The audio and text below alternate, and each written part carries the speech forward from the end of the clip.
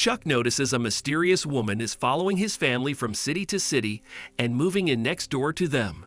Is he prepared for the shocking revelations she'll make when they face one another? Before we continue, please take some time to subscribe to Dailydose, like and share this video with your friends. It might brighten their day and inspire them to do good. Also keep watching because an important lesson awaits at the end of the video. There she was again, out on the street with her dog. Chuck had noticed her several times, and each time she had managed to find the house next door to them as if she wanted to be close to their family. Who are you? Why are you following us? Chuck wondered as he saw her again that day. Though he knew she'd been stalking their family, she'd never been a nuisance or caused them any trouble. But Chuck was a teen, a clever 14-year-old boy who watched crime thrillers, and he knew this woman wouldn't have actually moved to the new city with them unless she had a purpose, a motive. He recalled there was a movie where the woman would sit by her window and snoop into her neighbors' houses. Was she that type of woman? Chuck had no idea. He didn't even know what her name was, but he was determined to figure out who this mysterious woman was who wouldn't stop following him. Chuck's father, Alex, was a manager for a private firm, while his mother, Mary, was a stay-at-home parent. They'd had him late, so Chuck didn't particularly share a good relationship with them. He just existed for them, and so did they for him.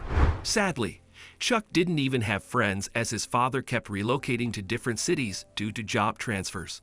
If only he had friends, he would have found out about the mysterious woman much sooner, as they would have helped him. But Chuck was all alone now. One night, while they were having dinner, Chuck told his parents about the woman next door, hoping they would have noticed her too. But they just brushed it off as a creation of his overthinking mind.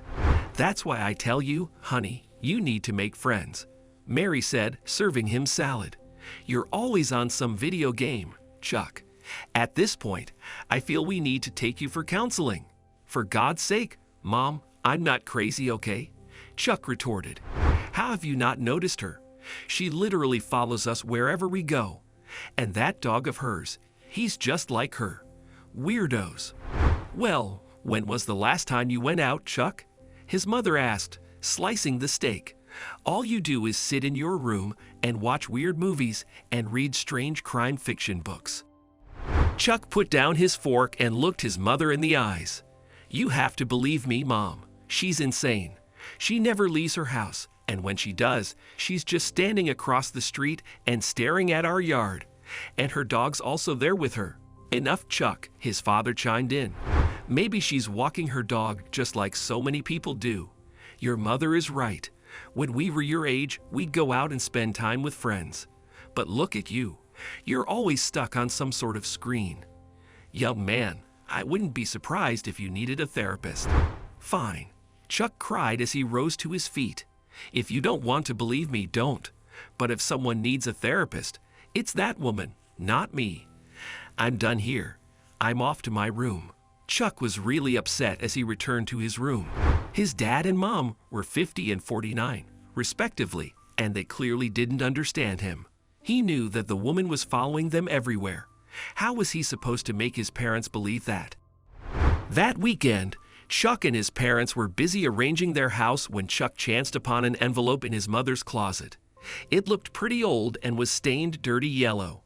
Chuck would have tossed it in a corner and not bothered about it if he hadn't discovered a letter inside signed jointly by his parents. "I'm not ready. After what I've done, I don't think I'll ever be able to have a child. I'm sorry, darling. Please forgive me for this. I love you and I want to be with you. But we both know we're not meant to be parents. Alice would never forgive us. She'd rather hate us all her life. And somewhere we deserve that.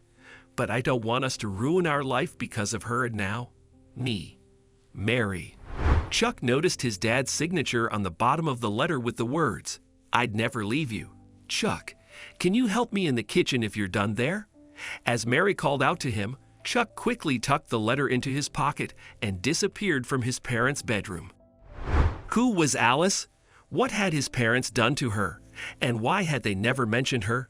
Chuck's mind was racing with questions that night, but he knew he couldn't ask his parents anything because they'd never tell him the truth if they'd done something wrong to Alice. And by the words in the letter, It seemed they'd done something very wrong. Chuck kept the letter stashed in his bedroom drawer for days, uncertain what to do with it. When bored one day, he looked out his bedroom window and noticed the woman on the street with her dog staring at their house again. Chuck decided to confront her that day. "Hey," he said as he dashed up to her. "Hi, I'm Chuck." He noticed something pass across the woman's face, probably fear, as he said that. "Hello, Chuck," she stammered. "Look, I know this will sound weird, but I know you," he said. "Do you know us? Like maybe you know my parents?" he asked. I sort of know you're following us. Who are you?" It was then he noticed it. The nervousness in her eyes and her rubbing her sweaty palms, as if some of her secrets had been revealed. I have to leave," she said, tugging her dog's leash. "Come on, Toby. Let's go." "Hey, but..." The woman hurried up the street and disappeared without looking back at him. Chuck stood there, puzzled as to why his words had made her so nervous. Did she really know his family? He was now suspicious she did. A few days later, Chuck was walking home from school when he saw the woman's dog on the street. He walked up to the lonely animal and looked around. The woman was nowhere to be seen. "Hey, bud," he said, stroking the dog's head. "You're alone here today. Want me to take you home?"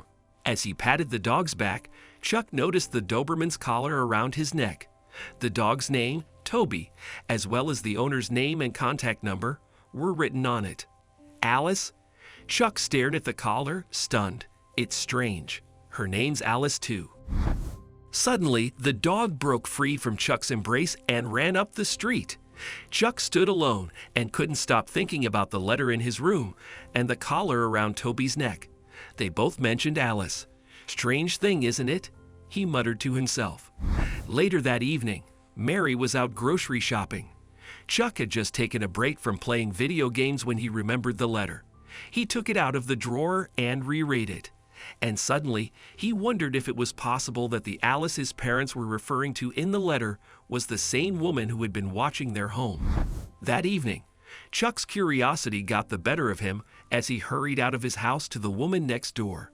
He rang her doorbell several times, and just before he was going to press the bell again, she opened the door. "Hi, we'd met the other day, remember? I'm Chuck." "How? What do you want?" she asked shakily, her door slightly ajar. Do you mind if I come in? I want to talk to you about a letter. I'm not sure, but I guess it's related to you." "A letter?" "Yeah, look, I'm not a weirdo or anything. I know who you are. You're Alice, right?" The woman's brows arched as Chuck called her name. "Hey, I didn't stalk you or anything, all right? I saw your name on your dog's collar. I met him on the street on my way back from school." "Right," she said, feeling a little relieved. "Right. Toby sometimes leaves the house without telling me. He loves exploring new places. He ran away this morning, and I guess he met you." "He did, yes," Chuck confirmed. "So, I'm a little busy right now, Chuck," she said, stepping away from her door. "I'm sorry I can't really talk to you now." But Chuck wasn't going to leave. He held the door open with his palm. "This is what I'm talking about. Look at this," he added, showing her the letter. "You should leave, Chuck," she insisted. "Please." "Not until I figure out what's going on, Alice," he replied. "I've noticed you before. I see you everywhere my family moves. My parents think I'm crazy, and I want to tell them I'm not, okay? I have pictures of you staring at our house," he lied. "If you don't tell me who you are and why you keep stalking us, I'm going to the cops." "Please," she cried, her eyes welling up. "Don't involve the cops. It's about your family, okay?" "My family?" asked Chuck, bewildered. "Yes," she said. "What is it?" he demanded. "What are you hiding?" "You're so stubborn," she sighed. "Fine.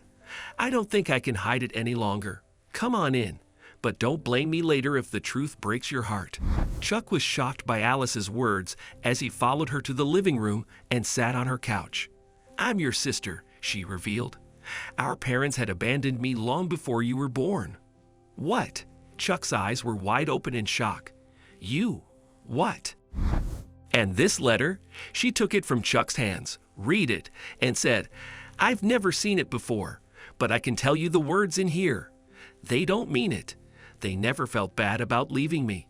You're right. I follow you everywhere you go because I'm afraid they'll abandon you, just like they abandoned me. I grew up in foster care, Chuck, and that's the last place I'd want you to be. I've been taking up remote jobs all this while, so I can be close to you and protect you. I want to be there for you. Chuck noticed her hands quivering with anxiousness and sweat beads on her brow. I get awful dreams sometimes, she added. I've been suffering from bad things since they left me in a random shelter. Things no one deserves to go through. But I'll be there for you, Chuck. Trust me. I'm not lying. What the hell is even wrong with you? Chuck cried as he got to his feet. Aren't you just making stuff up? Sister, my parents leaving you. Look, I know they're not the coolest and most understanding parents, but they've cared for me all these years. You're sick. I'm not lying, she said, and I'm not making anything up. Our father works for a company owned by a friend of mine. That's how I found you, and I had no idea they had a second child until then. Can't you read in the letter that they said they didn't want to be parents again? I'm leaving.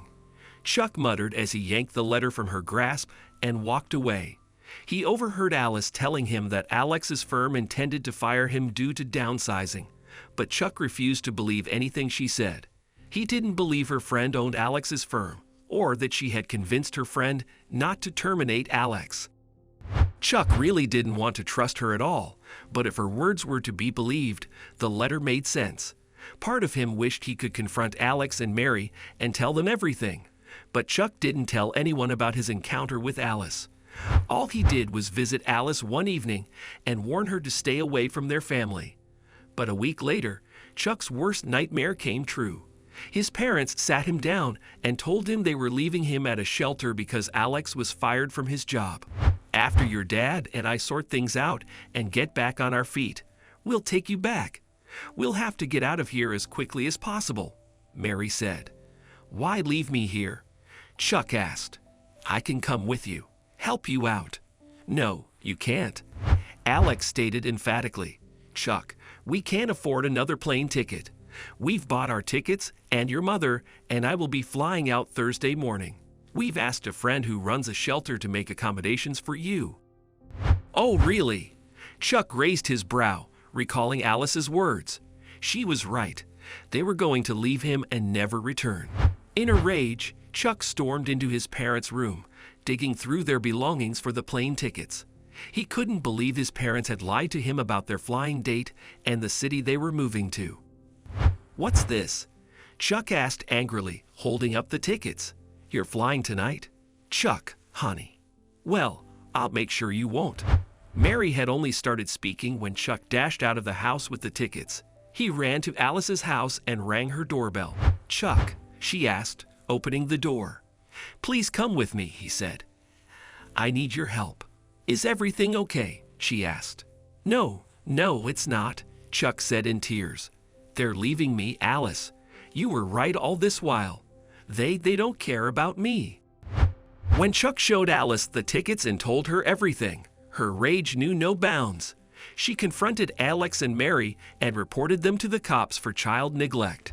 As surprised as Alex and Mary were, they couldn't believe their daughter was standing right in front of them, so bold and beautiful.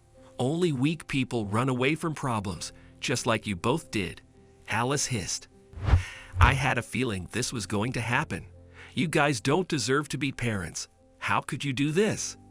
Alice, you can now let the cops look after you guys while I look after my brother. Goodbye, Mommy and Daddy.